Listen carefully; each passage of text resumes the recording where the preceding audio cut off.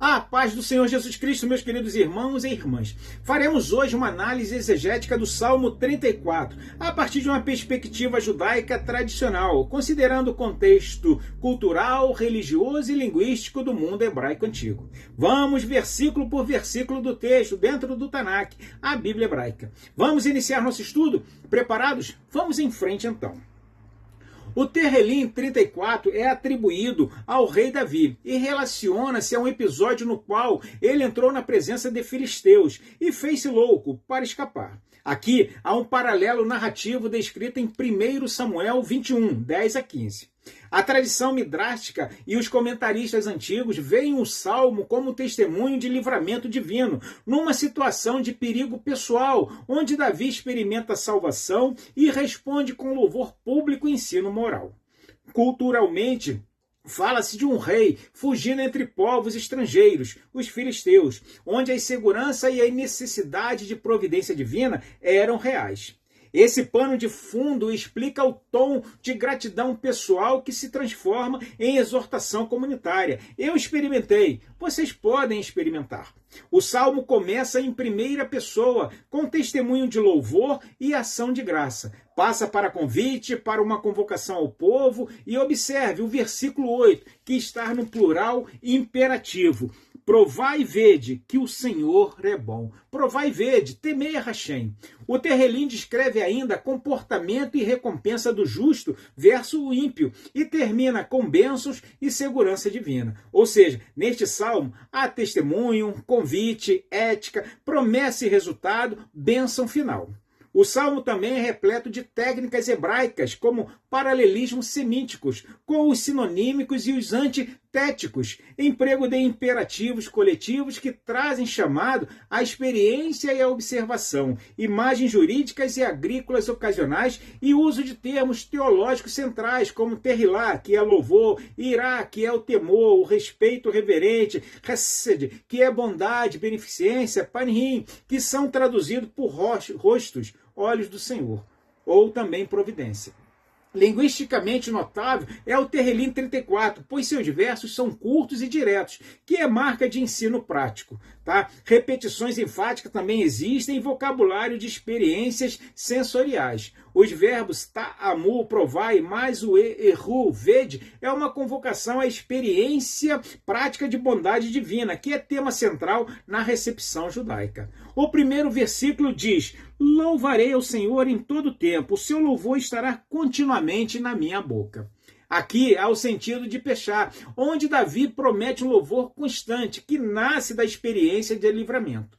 O louvor não é apenas litúrgico, mas contínuo, um sinal de confiança permanente. A ênfase no louvor recai como reação ao livramento específico. Por ter sido salvo daquele instante, Davi declara louvor perpetuamente. Importante observar a relação entre o título histórico e o conteúdo do salmo, pois há uma sinceridade na experiência pessoal. O primeiro versículo é uma expressão direta de gratidão e confiança. O verso 8 é o que podemos chamar de convite experiencial, quando diz ta'amu, ueurru, kitô e erruvá. Provai e vede que o Senhor é bom. Esta é uma das frases mais citadas na Bíblia hebraica, no sentido de saber de Deus por experiência prática. Provai, testai a bondade divina por experiência, ou seja, praticai o temor de Deus, observai e vereis a recompensa. Podemos enfatizar o aspecto experimental e moral, pois provai significa entregar-se aos caminhos de Deus, quando então vereis o bem.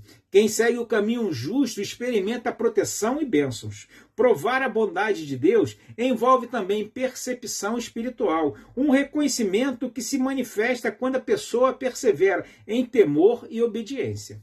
Segundo os Rishonins, a experiência pessoal não é sensorial isolada, mas ética religiosa. Observância, caridade e oração tornam possível ver a benevolência divina. Versículo 15 diz: os olhos do Senhor estão abertos sobre os justos e os seus ouvidos atentos ao seu clamor. Este é um verso sobre o cuidado divino, também uma imagem de vigilância cuidadosa, pois Deus observa e escuta o justo, reagindo ao auxílio. Os olhos do Senhor significa providência constante, e justo é aquele que teme a Deus. Este verso é garantia de socorro para quem clama, é resposta direta. O Salmo contrasta o destino do justo, que é livramento e sustento, e do ímpio, que é angústia e ruína. Essa dicotomia moral é típica do teatro sapiencial e psalmódico bíblico. Muitos estudiosos interpretam esses termos de forma ética e prática, sublinhando que o temor do Senhor produz comportamento social correto, hospitalidade, ajudar necessitados, etc., que, por sua vez, traz a proteção divina. As promessas são consequências naturais da conduta, não meramente mágica, mas correlacional por causa da ordem moral de Deus que sustenta. O Midrash Terrelim comenta o Salmo vinculando as qualidades morais de Davi e as razões pelas quais Deus o livrou. Interpretações midrásticas frequentemente expandem palavras isoladas para ensinar virtudes como a hospitalidade e a humildade. Em tradições judaica posteriores, medieval e pós-medieval, versos como Tamu, Uehu, provai e vede, tornaram-se citações de prática espiritual, pois conhecer a Deus pela prática é tema em sermões e ética religiosa. O Terrelim 34 equilibra a experiência pessoal e norma comunitária. A experiência de salvação leva o louvor contínuo e um chamado para que outros provem e sigam o caminho do temor a Deus. O temor não é medo paralisante, mas reverência que gera obediência e ações concretas, como ajuda ao necessitado, rechaço da maldade, etc. Essa é a leitura dominante entre os rishonim.